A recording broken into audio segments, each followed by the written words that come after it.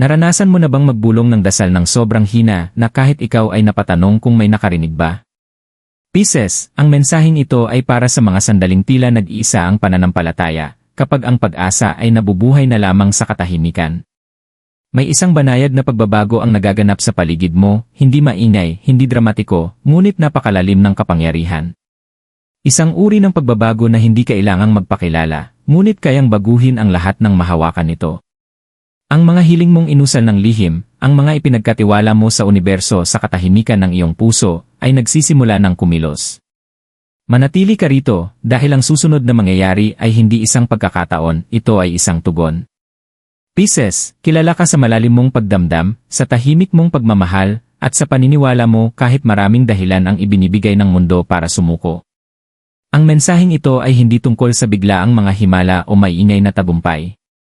Ito ay tungkol sa banayad na lakas ng pananampalataya, ang uri ng paniniwalang tumutubo sa katahimikan, dinidiligan ng pagtitiyaga, at mga dasal na hindi kailangang isigaw. Maaaring naramdaman mo na parang walang nagbabago, na ang mga salita mo ay lumulutang lamang sa kawalan. Ngunit may mga pagbabagong nagaganap sa ilalim ng ibabaw, hindi nakikita hanggang dumating ang tamang sandali. Ito ay panahon ng panloob na pag-aayos, kung saan ang dinadala mo sa iyong puso ay nagsisimulang humubog sa mundong nasa paligid mo. Madalas tahimik kumilos ang universo para sa mga kaluluwang tulad mo, tumutugon hindi sa puwersa kundi sa taos-pusong damdamin. Habang nakikinig ka, hayaan mong maramdaman kaysa suriin.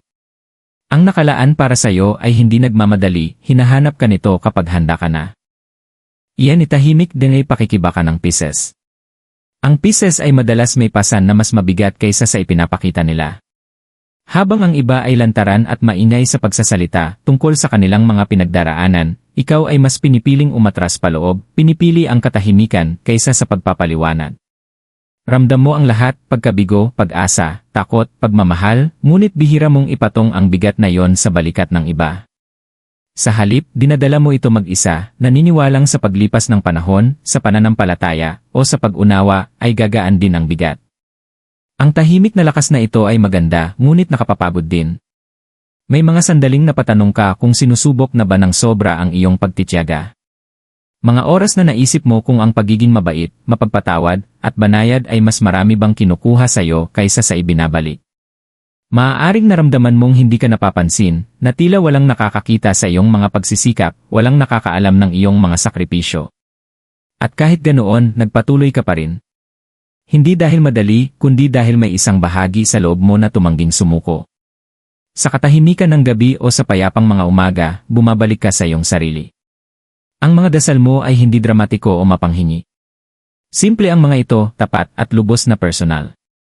Hindi ka lang humingi ng pagbabago, humingi ka ng kapayapaan. Hindi lang kasaganaan, kundi kaginhawaan. Hindi mo hiniling sa universo na magmadali, hiniling mo itong umunawa.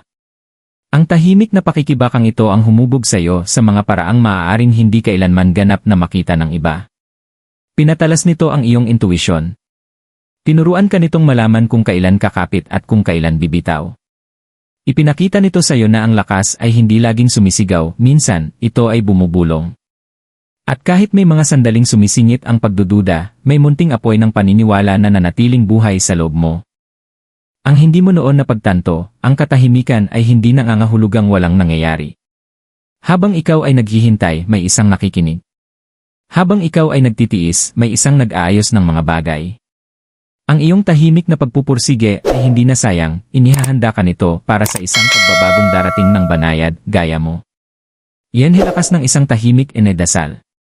May isang natatanging kapangyarihan ang mga dasal na binibigkas ng walang saksi. Ang mga ibinubulong sa sandali ng kahinaan, kapag walang ibang nakakakita, ay may dalisay na lakas na malalim na tinutugunan ng universo. Pisces, ang mga dasal mo ay hindi kailanman tungkol sa pagkontrol o paghingi. Ang mga ito ay tungkol sa pagpapakumbaba at pagtitiwala. Hindi mo hiniling ang lahat ng sabay-sabay, humingi ka ng gabay, ng liwanag, ng isang palatandaan na hindi ka naglalakad mag-isa. Ang mga tahimik na dasal ay hindi man maingay, ngunit malayo ang nararating. Gumagalaw ang mga ito sa pamamagitan ng intensyon, damdamin at tiwala. Nang ikaw ay nagdasal sa katahimikan, iniayon mo ang iyong enerhiya sa isang bagay na mas dakila kaysa sa takot. Kahit sa mga araw na marupok ang pananampalataya, ang mismong paniniwala, kahit kaunti lamang, ay lumikha ng galaw sa likod ng mga pangyayari.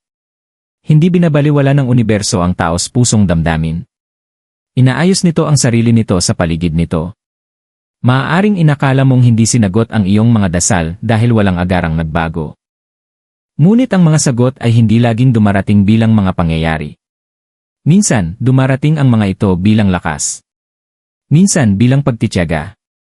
Minsan bilang kakayahang tiisin ang isa pang araw nang hindi nawawala ang pag-asa. Hindi ito mga pagkaantala, ito ay mga paghahanda.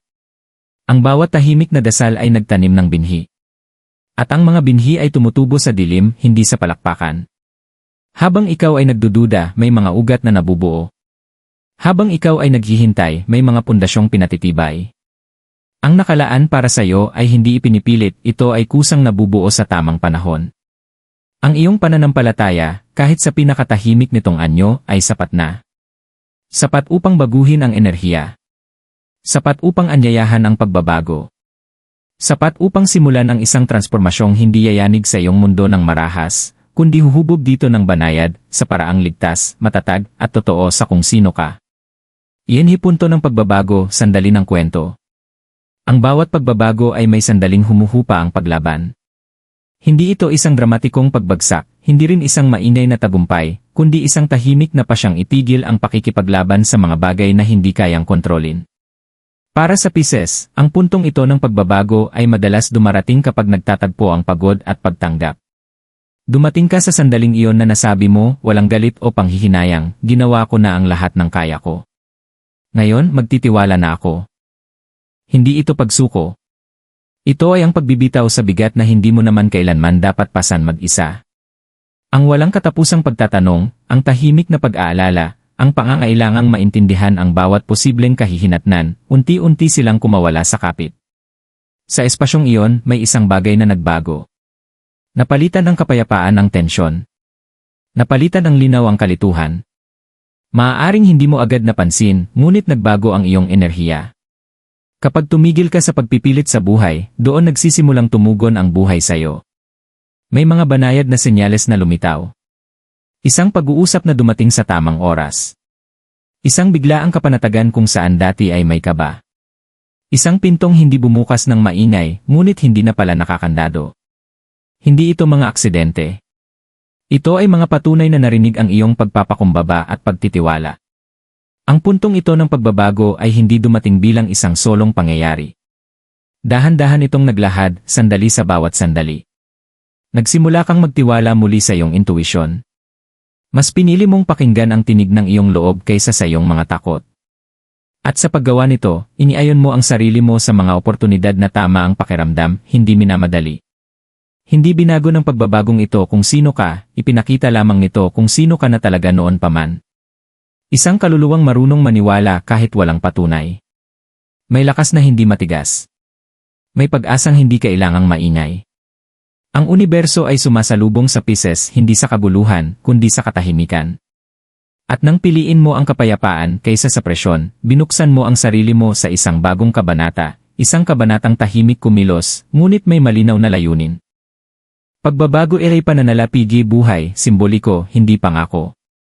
Para sa Pisces, ang pagbabago ay bihirang dumating bilang biglaang biyaya o dramatikong anunsyo. Mas madalas, ito ay dumarating bilang ginhawa. Bilang pagluwag. Bilang pakiramdam na hindi na kasing tindi ng dati ang pagtulak ng buhay laban sayo. Ang pagbabagong ito ay hindi tungkol sa agarang yaman, ito ay tungkol sa katatagan, pagkakahanay, at sapat na espasyo upang makahinga. Isang uri ng pagbabago na nagpapahintulot sayo na magpahinga ng walang takot. Maaaring mapansin mong ang mga oportunidad ay hindi na kailangang ipilit. Ang mga bagay na dati tila sarado ay gumagalaw na ngayon ng may mas kaunting hadlang. May mga solusyong lumilitaw kung saan dati puro kalituhan. Dumarating ang tulong mula sa mga hindi inaasahang paraan, hindi dahil humingi ka ng mariin, kundi dahil handa ka ng tumanggap. Ganito tumutugon ang buhay kapag ang enerhiya ay nakapirmi sa pagtitiwala. Ang pagbuti sa pananalapi para sa Pisces ay madalas nagsisimula sa loob. Nagsisimula mong pahalagahan ang iyong oras, ang iyong pagsisikap, ang iyong halaga. Mas nagiging mapili ka kung saan mo ibinubuhos ang iyong enerhiya. At habang nabubuo ang panloob na balanse, sumasalamin dito ang mundong nasa paligid mo. Ang maliliit na pagbuti ay tahimik na nag-ipon, lumilikha ng pakiramdam ng seguridad sa halip na presyon. Ang pagbabagong ito ay maaari ring magpakita bilang pagbabago ng mga prioridad. Mas pinipili mo ang kapayapaan kaysa sa labis, ang kahulugan kaysa sa bilis. At sa kakaibang paraan, doon nagsisimulang mas maayos ang pagdaloy ng mga bagay. Ang mga dumarating sa iyo ngayon ay parang pinaghirapan, hindi hinabol. Suportado, hindi nakakapagod. Hindi minamadali ng universo ang mga biyayang nakalaan upang tumagal. Ibinibigay nito ang mga ito ng banayad sa mga paraang hindi nilalampasan ang iyong sensitibong kalikasan. Hindi ito tungkol sa biglaang panganib o pagkawala ng kontrol. Ito ay tungkol sa unti-unting pagkapirmi, sa pananalapi, sa damdamin, sa espiritu. At habang nagsisimulang maging matatag ang mga bagay, napagtatanto mo na ang tunay mong kailangan ay hindi higit pa, kundi sapat na. Ilid senyales na ay maaring mapansin ng Pisces.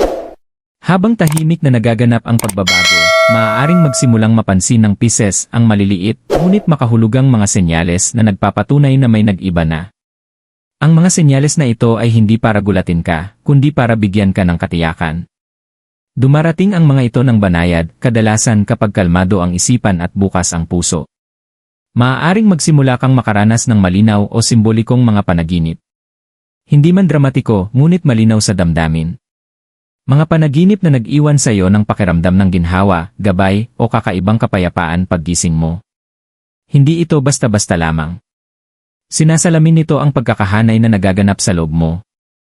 Maaari mo ring mapansin ang paulit-ulit na mga kaisipan o bigla ang linaw sa mga desisyong dati nakalilito. Ang dating mabigat sa pakiramdam ay nagiging mas kayang harapin. Humuhupa ang ingay sa loob. Mas tumatalas ang iyong intuisyon, mas madali itong pagkatiwalaan. Nagsisimula kang malaman kung ano ang tama nang hindi nangangailangan ng palagiang kumpirmasyon. Isa pang senyales ay ang emosyonal na kapanatagan. Ang mga sitwasyong dati nagdudulot ng kaba o pagdududa ay wala na ang dating kapangyarihan sa iyo. Hindi ito nangangahulugang wala ka ng pakialam, ibig sabihin lamang nito'y hindi mo na dinadala ang mga bigat na hindi naman kailangan. Tumutugon ka na sa halip na basta mag-react. Maaaring lumitaw rin ang hindi inaasahang suporta. Isang mensahe sa tamang oras. Payo na tumatago sa puso. Tulong na dumarating nang hindi mo hinihingi. Ang mga sandaling ito ay paalala na hindi ka kasing nag-iisa gaya ng akala mo noon. Higit sa lahat, maaari mong maramdaman ang isang tahimik na kumpiyansang unti-unting umuusbong sa loob mo. Hindi maingay, hindi mayabang, kundi matatag. Isang pakiramdam na kahit hindi mo pa alam ang bawat hakbang sa hinaharap, nagtitiwala ka sa sarili mong tahakin ito. Ang mga senyales na ito ay mga kumpirmasyon, mga banayad na bulong na nagpapaalala na ang landas mo ay unti-unting nabubuo, eksakto kung paano ito dapat. Mensahe mula kay Universo. Pisces, ito ang iyong paalala na walang anumang inialay mo ng taos puso ang kailanman binaliwala. Ang bawat tahimik na dasal, bawat sandali ng pagtitiyaga, bawat kilos ng pananampalataya ay may bigat. Hindi tumutugon ang universo sa ingay, tumutugon ito sa katotohanan. At ang katotohanan mo ay laging banayad, tapat, at malalim ang damdamin. Hindi ka kailanman nahuli. Hindi ka kailanman nakalimutan. Ang inakala mong paghihintay ay isa palang pag-aayon. Ang inakala mong katahimikan ay isang anyo ng proteksyon. May mga landas na nangangailangan ng lambing, hindi ng puwersa. May mga biyayang dumarating lamang kapag handa na ang puso na tanggapin ang mga ito ng walang takot. Hinihiling na yon ng universo na mas pagtiwalaan mo ang iyong nararamdaman kaysa sa iyong nakikita. Hindi mo kailangan ng patunay para magpatuloy, kailangan mo lamang ng pahintulot na maniwalang ikaw ay sinusuportahan. Kahit dahan-dahan dumating ang mga sagot, dumating ang mga ito sa paraang higit mong kailangan, hinuhubog ka, pinatatatag ka, inihahanda ka. Bitawan mo ang paniniwalang kailangan mong maghirap upang maging karapat-dapat sa kapayapaan. Karapat-dapat ka sa ginhawa noon pa man. Karapat-dapat ka sa katatagan noon pa man. At ang buhay na unti-unting nabubuo sa paligid mo ngayon ay salamin ng pananampalatayang hinawakan mo kahit walang malinaw na sagot. Magpatuloy ng hindi nagmamadali. Tanggapin ng walang guilt. Tumanggap ng walang pagdududa. Ang nakalaan para sa iyo ay kinikilala ang iyong enerhiya at sinasalubong ka sa gitna. Hindi mo ito kailangang habulin.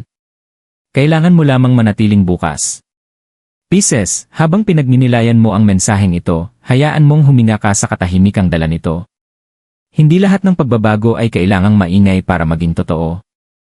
Ang ilan sa mga pinakamahalagang transformasyon ay nangyayari ng tahimik, unti-unting hinuhubog ang iyong buhay sa paraang natural, hindi pilit. Ang mga naranasan mo ay hindi pagkaantala, ito ay banal na timing na kumikilos pabor sa'yo. Dalhin mo ang kamalayang ito. Pagtiwalaan mo ang kapanatagang nagsisimula ng manahan sa iyong puso. Hayaan mo itong gumabay sa iyong mga desisyon, sa iyong mga hangganan, at sa iyong mga inaasahan. Papasok ka sa isang yugto kung saan ang pananampalataya ay hindi na mabigat, kundi sumusuporta. Kung saan ang pag-asa ay matatag, hindi marupok. Kung tumimo sa iyo ang mensaheng ito, maglaan ng sandali upang kilalanin ito. Pinatitibay ng pasasalamat ang pagkakahanay. Ibahagi ang iyong mga saloobin sa mga komento. Minsan, ang pagsulat ay tumutulong patatagin ang matagal mo nang nararamdaman. At kung may kilala kang kapwa Pisces na tahimik ding tinatahak ang sarili niyang landas, isaalang-alang mong ibahagi sa kanya ang mensaheng ito. Huwag kalimutang i-like ang video na ito kung nagbigay ito sa iyo ng linaw, at mag-subscribe para sa mas marami pang mensaheng nilikha ng may layunin at malasakit. Manatiling konektado, manatiling bukas, at higit sa lahat, pagtiwalaan ang landas na unti-unting nahahayag sa harap mo. Hindi ka nahuhuli. Nasa tamang oras ka.